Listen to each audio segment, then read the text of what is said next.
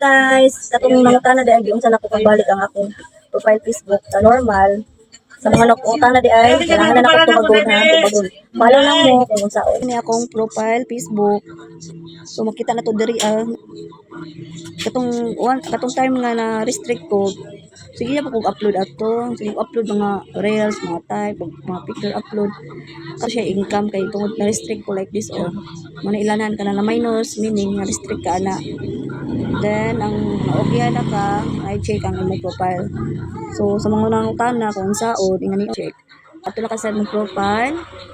Then, ato ka sa health support. Click mo na. Then, check. Continue to report a problem. Click mo na siya. So, loading siya guys.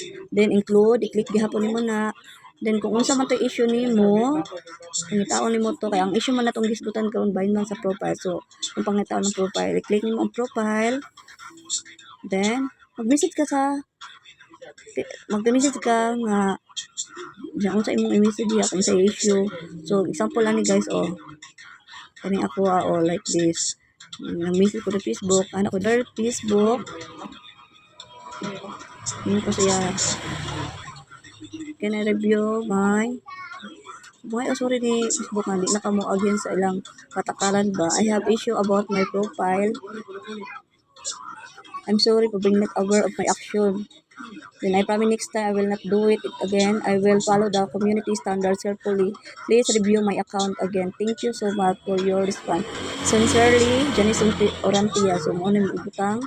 Then, i-attach mo ang imong issue. So, ang katong timeline gina ko nga na ay minus nga na-restrict. Mo to i-screenshot nimo din mo to i-send.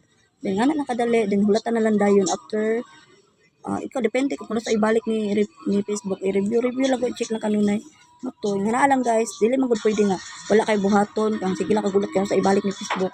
So kailangan nimo mag-message sa ilaha.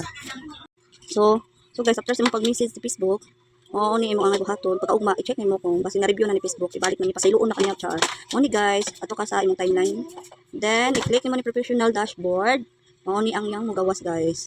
Then after ana gawas ni kani siya nga naka-check na color green.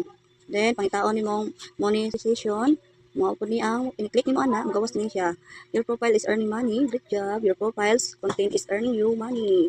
So happy kay po nga ni akong tools. So mo to guys hoping nga makatabang ko sa ubang nga na restrict.